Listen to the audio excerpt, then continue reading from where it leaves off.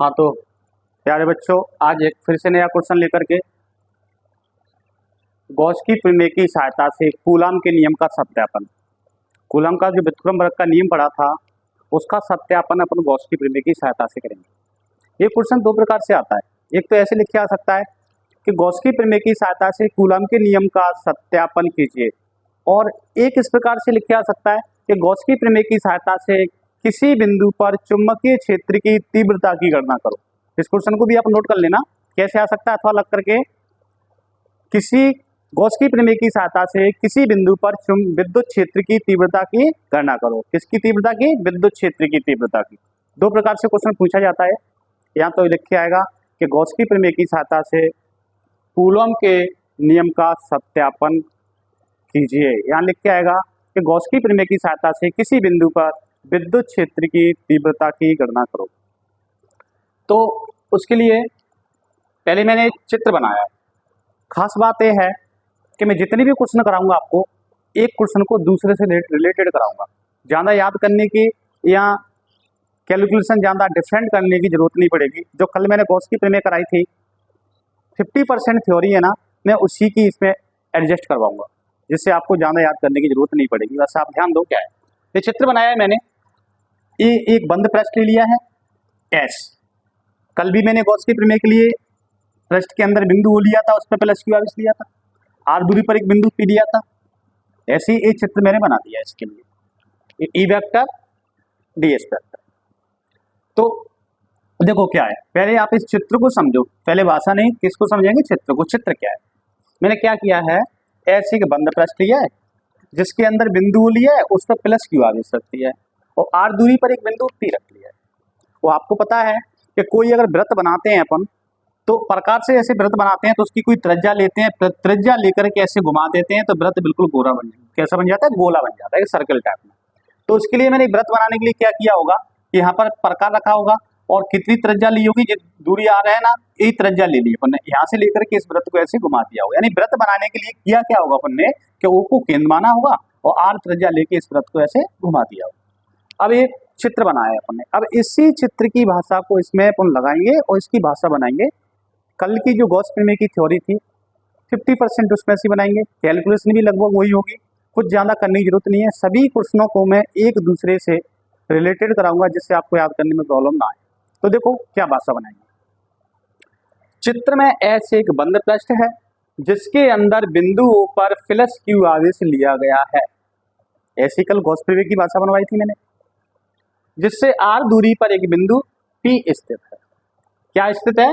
एक बिंदु P स्थित है, जिस पर क्या करनी है? विद्युत क्षेत्र की तीव्रता की गणना करनी है। सेम ऐसा का ऐसा था कल, नहीं तो मिला लेना गॉस की प्रमेय, ये लिखाया था। चित्र में ऐसे एक बंद पृष्ठ है जिसके अंदर बिंदुओं पर प्लस क्यू आवेश लिया गया है, जिससे आर दूरी पर एक बिंदु P स्थित है, जिस पर विद्युत क्षेत्र की तीव्रता।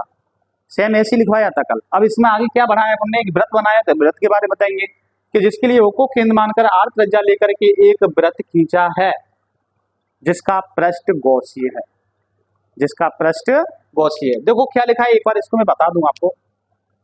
चित्र में ऐसे एक बंद पृष्ठ है जिसके अंदर बिंदुओं पर प्लस क्यू आवेश उपस्थित है, जिससे आर दूरी पर एक बिंदु P स्थित है, जिस पर विद्युत क्षेत्र की तीव्रता की गणना करनी है। इसके लिए बिंदुओं को केंद्र मानकर तथा आर त्रिज्या लेकर एक वृत्त खींचा है जिसका पृष्ठ गॉसीय है। तो बेटा ध्यान देना, यहाँ पे गॉसीय क्या होता है, ये पृष्ठ गॉसीय क्या होता है? गॉसीय पृष्ठ एक ऐसा पृष्ठ होता है जो बंद हो। कैसा हो? बंद। और जिसके अंदर, जिस पृष्ठ के अंदर जो पृष्ठ बंद है और उसके अंदर कोई आवेश रखा हुआ है, यानी पृष्ठ के अंदर क्या होना चाहिए? आवेश। तो पृष्ठ गॉसीय पृष्ठ कहलाता है। अगर इसके अंदर आवेश नहीं है और भले ही ये बंद हो तो पृष्ठ गॉसीय पृष्ठ नहीं कहलाएगा। ये पृष्ठ गॉसीय क्यों लिख रहे हैं? क्योंकि इसके अंदर आवेश रखा हुआ है, इसलिए इसको कौन सा पृष्ठ बोलते हैं? गॉसीय पृष्ठ। अब एक बार इसकी भाषा मैं बता रहा हूं कैसे बनाई। चित्र में ऐसे एक बंद पृष्ठ है जिसके अंदर बिंदुओं पर प्लस क्यू आवेश लिया गया है, जिससे आर दूरी पर एक बिंदु P स्थित है, जिस पर विद्युत क्षेत्र की तीव्रता की गणना करनी है। जिसके लिए O को केंद्र मानकर आर त्रिज्या लेकर एक वृत्त खींचा है जिसका पृष्ठ गॉसीय है। अब एक बार आप प्रयास करो इसकी भाषा। मैंने क्या बताया? एस क्या है? एक बंद पृष्ठ जिसके अंदर बिंदुओं पर क्या लिया गया है? प्लस क्यू आवेश, जिससे आर दूरी पर क्या स्थित है? बिंदु P। जिस पर क्या करना है, विद्युत क्षेत्र की तीव्रता की गणना। हाँ, अब क्या किया अपन ने, O को केंद्र मानकर हाँ R त्रिज्या लेके वृत्त खींचा है जिसका पृष्ठ गॉसीय है। अब आप एक बार खुद कोशिश करो इसकी भाषा बनाने की, कैसे बनाएंगे। हाँ बनाओ मेरे साथ। चित्र में ऐसे एक बंद पृष्ठ है जिसके अंदर बिंदु O पर प्लस Q आवेश लिया गया है, जिससे R दूरी पर एक बिंदु P स्थित है जिस पर विद्युत क्षेत्र की तीव्रता की गणना करनी है। इसके लिए O को केंद्र मानकर R त्रिज्या लेकर एक वृत्त खींचा है जिसका पृष्ठ गॉसीय है। गॉसीय पृष्ठ मैंने बता दिया क्या होता है, कि ऐसा पृष्ठ जो बंद हो मगर जिसके अंदर आवेश उपस्थित हो, वही पृष्ठ गॉसीय होता है। तो कोई डाउट तो नहीं है। कल की भाषा गॉस की प्रमेय की, इससे मैंने 50% इसमें से लिए वो आगे बढ़ा दिया है वृत्त बनाने वाले। मैं सभी क्वेश्चनों को एक दूसरे से ऐसे मिलता जुलता कराऊंगा जिससे आपको ज्यादा याद करने की जरूरत ना पड़े।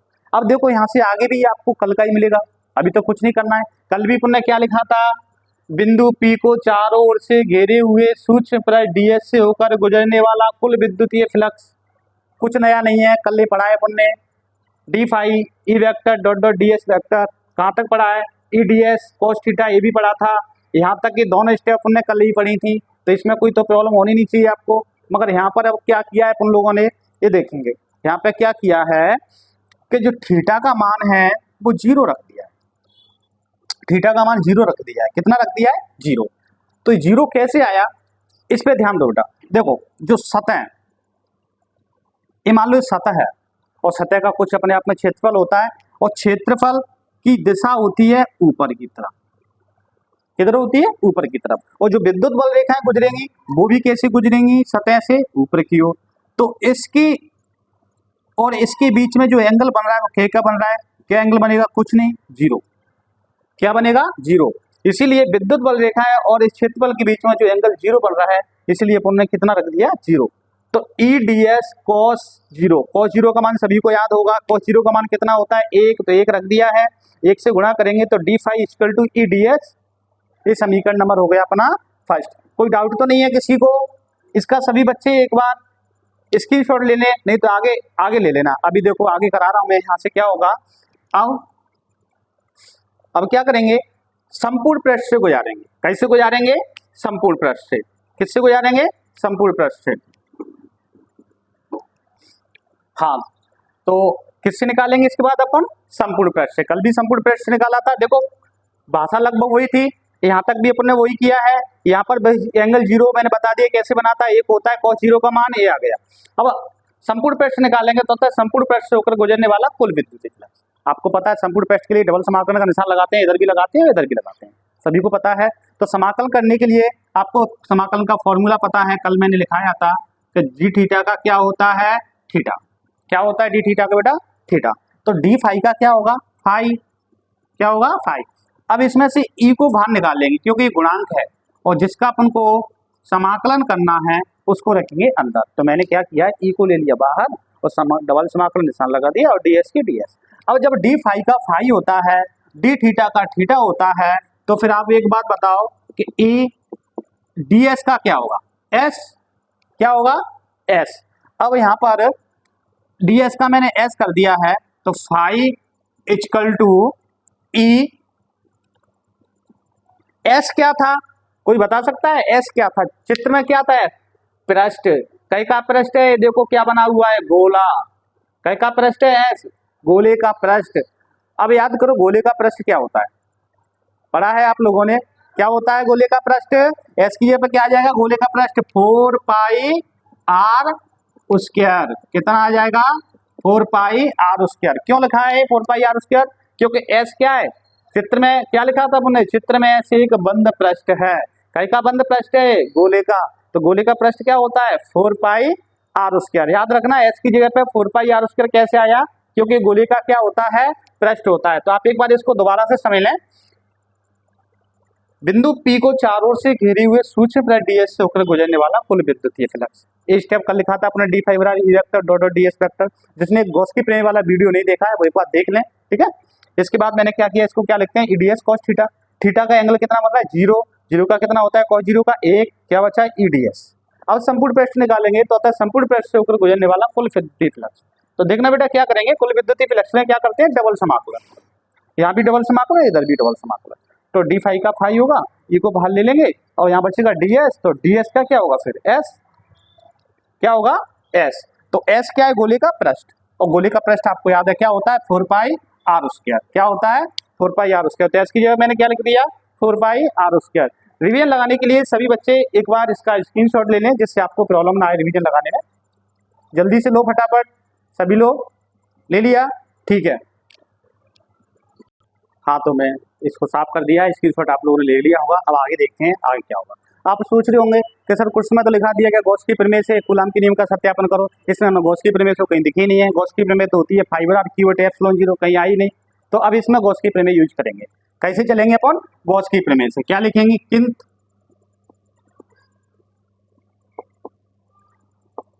गॉस की प्रमेय। तो गॉस की प्रमेय क्या होती है बेटा, कल आपने पढ़ा है क्या होता है, फाई बराबर क्यू बटे एप्सिलॉन जीरो, सभी को याद है ना। हाँ, जिसने पहली वाली क्लास नहीं देखी है वो देख ले, क्योंकि गॉस का प्रमेय इंशाल्लाह बहुत ज्यादा इंपॉर्टेंट है। मेरा तो कहना यह है कि मेरा मानना तो है कि इंशाल्लाह गॉस की प्रमेय ही आएगी, तो उस वीडियो को मिस मत करना, ठीक है।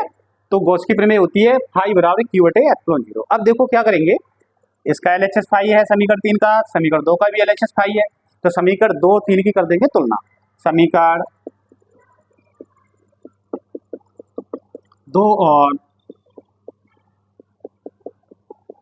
3 की तुलना करने पर, सभी बच्चे ध्यान देंगे इधर, थोड़ा हेल्प करेंगे। तुलना कैसे करेंगे, समीकरण 1 का एलएचएस कितना है फाई, समीकरण 2 का एलएचएस कितना है फाई।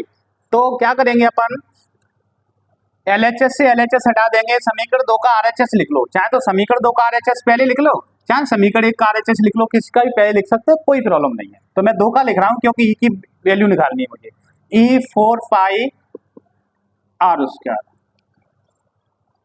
4 पाई आर स्क्वायर, ये लिख लिया आरएचएस। अब बराबर लगा के समीकरण 1 का आरएचएस लिख लो, क्यू बटे एप्सिलॉन जीरो। इसका आरएचएस इधर लिख लेते पहले, समीकरण 2 का उधर लिख लेते तो भी कोई दिक्कत नहीं थी। समीकरण 2 का आरएचएस पहले लिख लिया है, समीकरण 3 का इधर लिख लेंगे तो भी कोई दिक्कत नहीं है, ठीक है। किसी का भी आगे पीछे लिख सकते हैं। अब देखो क्या करेंगे, तुलना कैसे की अपन ने, समीकरण 2 का आरएचएस बराबर समीकरण 3 का आरएचएस। अब तीव्रता क्या होती है आपने पढ़ा है, विद्युत क्षेत्र तीव्रता को कैसे लिखते हैं, कैपिटल ई से। तो कैपिटल ई की मान निकालूंगा मैं, यहाँ से वैल्यू निकालूंगा कैपिटल ई की, तो क्यू बटे एप्सिलॉन जीरो सो पहले से लिखा है इधर, तो यहाँ क्या बचा है 4 पाई आर स्क्वायर, यहाँ बटे में आ जाएगा 4 पाई आर स्क्वायर। अब ये ऐसे अच्छा नहीं लग रहा दिखने में, तो इसको मैं अच्छे से सेटल करके रखूंगा। कैसे लिखेंगे, बोलने में क्या अच्छा लगता है, आपने कूलाम का नियम पढ़ा है तो 1/4 पाई एप्सिलॉन जीरो, क्या अच्छा लगता है बोलने में 1/4 पाई एप्सिलॉन जीरो। तो मैंने क्या किया है 4 पाई एप्सिलॉन जीरो, इन चारों को एक के बटे लिख दिया, तो बचेगा क्या अपना क्यू बटे में आर स्क्वायर, क्या बचेगा देखना बेटा, क्या बचेगा क्यू बटे में आर स्क्वायर। इसकी इकाई होती है न्यूटन प्रति कूलम। अब देखो क्या हुआ है, क्वेश्चन था कि गॉस की प्रमेय की सहायता से कूलाम के नियम का सत्यापन करो, तो अपना क्या निकले आई, कूलाम के नियम की क्या निकली है, कूलाम का नियम नहीं निकला है, ये क्या निकली है तीव्रता। मैंने कैसे बताया, क्वेश्चन दो प्रकार आ सकता है कि गॉस की प्रमेय की सहायता से कूलाम के नियम का सत्यापन करो, ये कैसे आ सकता है कि गॉस की प्रमेय की सहायता से किसी बिंदु पर विद्युत क्षेत्र की तीव्रता की गणना करो। अगर ऐसे आता है कि तीव्रता की गणना पूछ रहा है गॉस की प्रमेय की सहायता से, तो इस क्वेश्चन को बेटा यही छोड़ देंगे अपन। ये क्या निकले आई तीव्रता, कई की सहायता से, गॉस की प्रमेय की सहायता से, इस बात को ध्यान देना, तीव्रता पूछे गॉस की प्रमेय की सहायता से तो यही छोड़ देंगे, और कूलाम का नियम पूछेगा तो क्वेश्चन आगे जाएगा। ये कई के लिए व्यंजक निकले आया है तीव्रता के लिए, आप नीचे लिख लेना, कहता है यही विद्युत क्षेत्र की तीव्रता के लिए अभीष्ट व्यंजक है, ठीक है। ये कई के लिए व्यंजक निकले आया है अपना तीव्रता के लिए, हाँ तो तीव्रता के लिए व्यंजक निकले आया, इसका स्क्रीनशॉट आपने ले लिया होगा इससे पहले, ठीक है।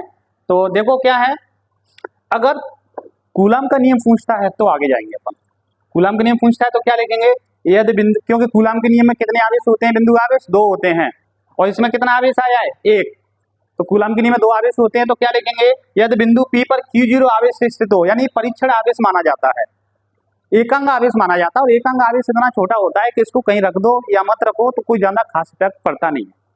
तो Q0 आवेश स्थित हो तब उस पर लगने वाला बल, बताओ बेटा क्या होता है बल? हाँ, क्या होता है?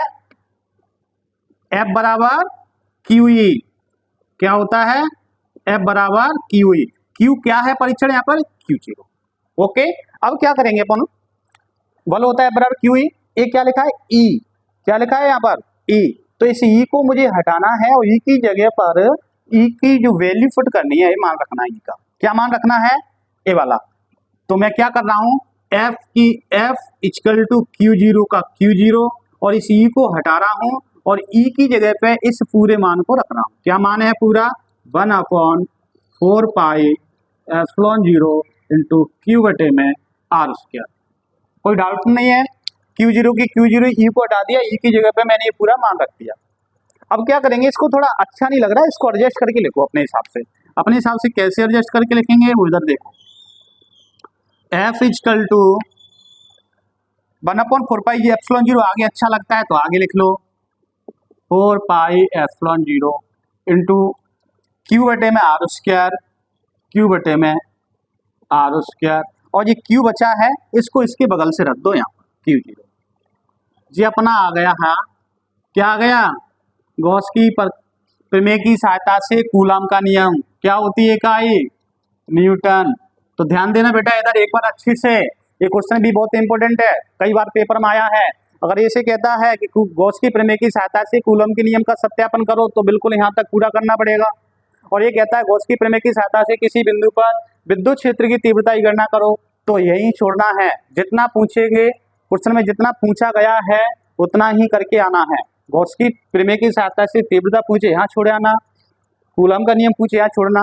तो कूलम का नियम क्या होता है? दो आवेश होते हैं Q1 Q2, तो यहाँ पर Q0 माना है, Q1 Q2 जब ये आ गया, ये तो होता है F बराबर 1/4 पाई एप्सिलॉन 0 Q1 Q2 बटे R स्क्वायर। Q1 Q2 की जगह पर क्या आ गया? Q और Q0, क्योंकि अगर Q1 Q2 मानते तो Q1 Q2 आता, Q0 माना है तो Q0 आ गया। ये अपना क्या है? कूलम का नियम। अतः लिख सकते हैं, अतः यही अभीष्ट व्यंजक है, अतः यही अभीष्ट व्यंजक है। तो ध्यान देना बेटा, पेपर टाइम तक कंटिन्यू रोज एक वीडियो इंपोर्टेंट, पूरी फिजिक्स को एक वीडियो से खत्म करेंगे और पेपर यहीं से बनेगा, इन्हीं इंपोर्टेंट क्वेश्चनों में से, इन्हीं में से पेपर बनेगा। बस आप तो मेहनत करते रहो, रोज एक वीडियो में। मैं भी आपके साथ मेहनत कर रहा हूँ अच्छे नंबर लाने के लिए। तो कल के लिए आपकी क्वेश्चन है, ये क्वेश्चन बोल रहा हूँ, अगर उसका आंसर आपको पता है तो कमेंट करके बताना मुझे। एक कूलम आवेश से गुजरने वाली विद्युत बल रेखाओं की संख्या कितनी होती है बेटा? एक कूलम आवेश से गुजरने वाली विद्युत बल रेखाओं की संख्या बेटा कितनी होती है? अगर पता है तो कमेंट बॉक्स में कमेंट करके मुझे बताएं। धन्यवाद।